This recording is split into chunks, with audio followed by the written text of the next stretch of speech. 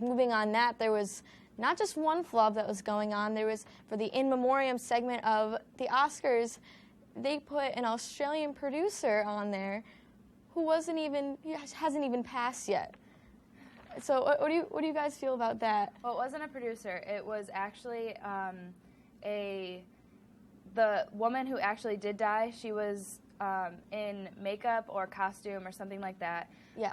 And her friend, who was also like they worked together, so they worked side by side. So it was kind of one of those things, I think, where it's like, like they're two best friends and they're known as so and so and so and so. You know what I mean? So one died, one did not die, but they used the right name, they used the wrong picture. But she was really upset because she's alive.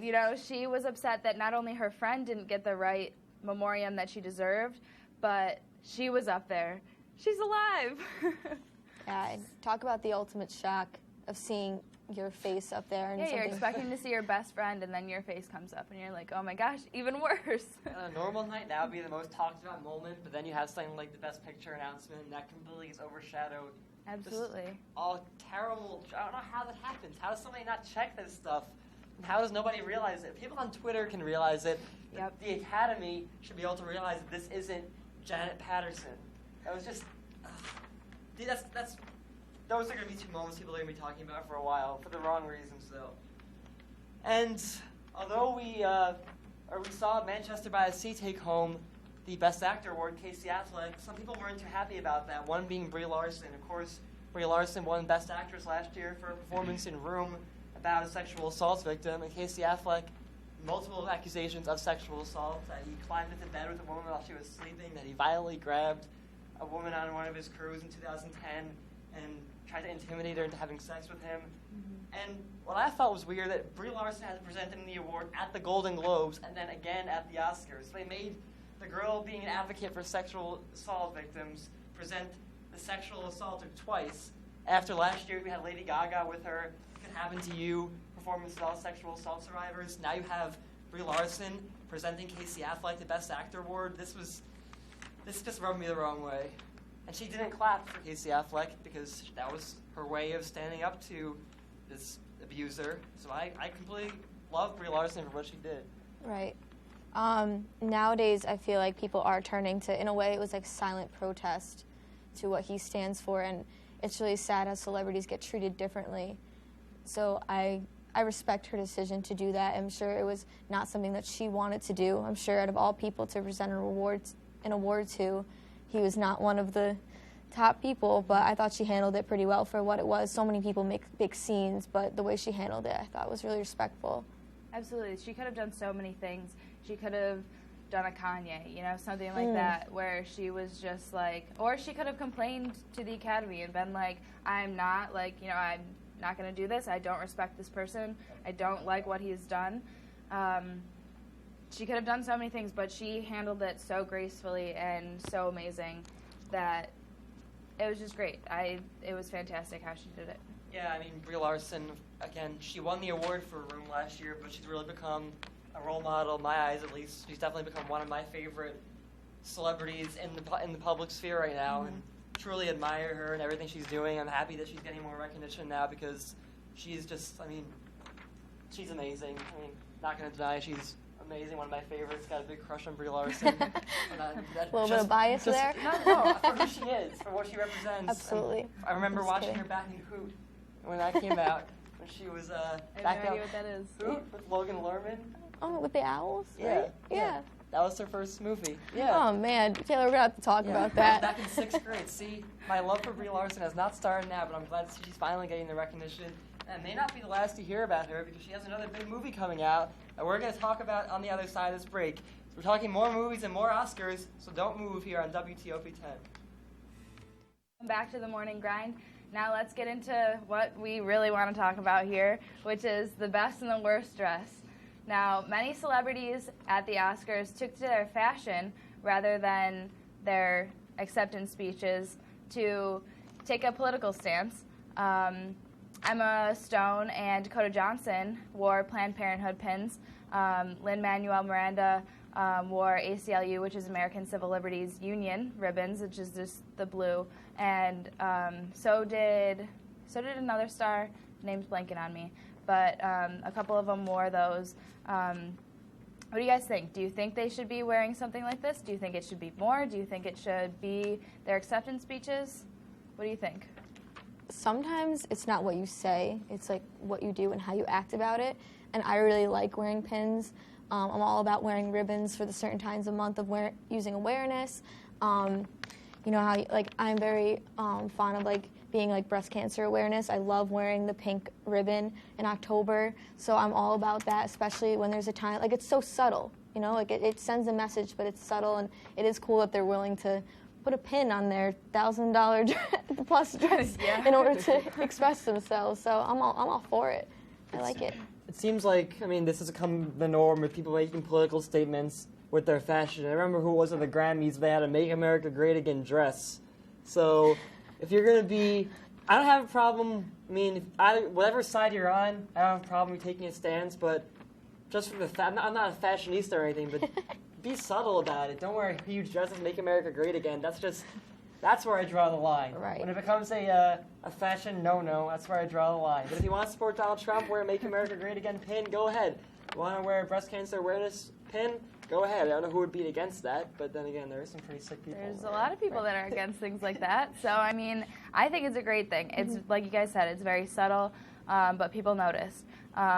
Dakota Johnson, I don't think she had it on her actual dress. She had it on her clutch, which she then took a picture of on her Instagram. You know, she did the cute little clutch and shoes photo that she just took a picture and posted it. And then Emma Stone actually did have a pin on her dress, which you say, those dresses are so expensive, and they're just poking a hole in it. But, I'm sure the designers, the whatever, they are all for it, too. I think it's great. Good for them. And now we'll move on to the best and the worst dressed. Here we're seeing Emma Stone in her amazing chandelier-looking dress. What did you guys think of this? At first, I was like, not about the fringe. But I like the top. Fringe is a little meh to me, but I like it. I feel like it works for her. She would look good in a plastic bag. I was going to say, let's be honest, she'd look good at anything. Yeah. But She looks flawless. She's such a beautiful person.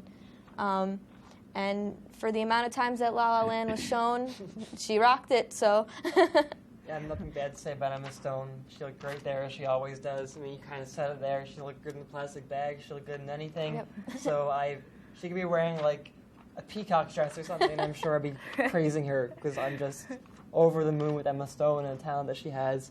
But there are some other ones we should probably take a look at. Emma Stone wasn't the only one who was wowing people on the red carpet. Her friend, Brie Larson there. No, that's Dakota Johnson. Also, sporting the same color, but there's a little, people are calling it apron dress, little, throwback to the olden days, I guess. I don't like it. Actually, you know what? No, I liked it. What? I thought that it worked for her. It was weird, but she's weird, and she rocked it. It's old. Sure, there's long sleeves, and, all dresses nowadays don't have sleeves, don't even have a top, most of them. So I don't care. I like it. I didn't think she looked that bad. It's a lot of fabric, but I liked it. I see it as one of those things where it looks good on her because she's beautiful, but I can never see that on me. Oh, absolutely. I couldn't. And no. I'm not saying, not bashing myself. I'm just saying, it works for her. Yeah. So I thought so too, and I thought she took so much. Everybody was like, "Oh my God, worst dressed." One of our co-producers here, Amna, she tweeted right away that she did not like the dress. I don't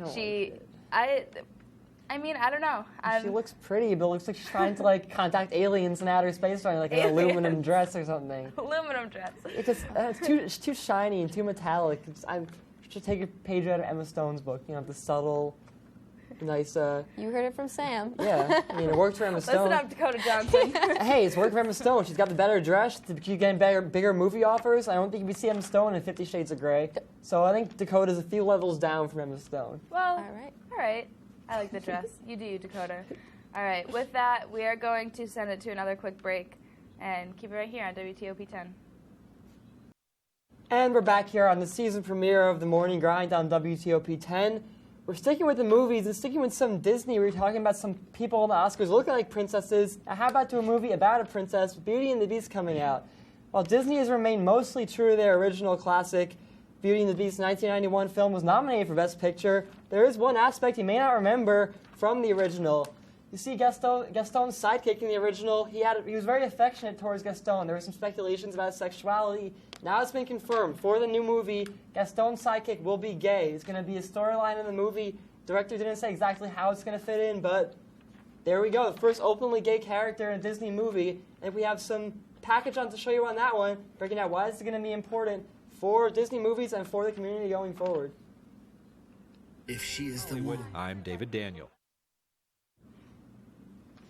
So Emma Watson, starring in Beauty and the Beast, she's not the only one, or the gay character in the movie's not the only one making some statements, making some impacts with their power there. Emma Watson's definitely been outspoken in the media, so there's some things that she's been doing lately to be outreach for women's rights. So Emma Watson's been a great proprietor of that, Taylor. Yeah, not only that, but she has taken a stance on, taking pictures with the fans. She's been saying no to taking pictures with the fans. Now, she's not denying them anything. She's definitely giving everybody her time, and if people come up to her, the big Harry Potter fans, she knows that they're the ones that have made her this big star and that love, herself, the movies, everything, and she won't deny them. She will sit and she'll give her time to the fans to talk, answer all their questions, give autographs, anything like that. But she's saying no to pictures because once something's posted on social media, that's it. People know where she is. People can find her. And she also has been speaking out that she's not going to be big on talking about her boyfriend. That she wants to keep their relationship to themselves. She wants to keep them sacred. It's their relationship. It's their private life. And I give her props. I give her mad props because this is fantastic. I think, it's her life. People like us don't need to be taking a picture with her. It's just great if we meet somebody like that on the street, So I think this is great. Good for her for saying no. No, I completely agree. I understand that. They're people too. I think we've said that plenty of times about celebrities when trying to pick their brains about what they're thinking, and obviously we can only see from an outside. I thought she explained it very well why she doesn't want to take pictures. It makes sense. You don't hear that a lot. You hear celebrities like Kanye that love blowing off their fans without really an explanation, but she seemed to break it down simply enough where she wants to give their fans a time of day. It's not like she thinks she's better than them or above them. It's just that she wants her personal space.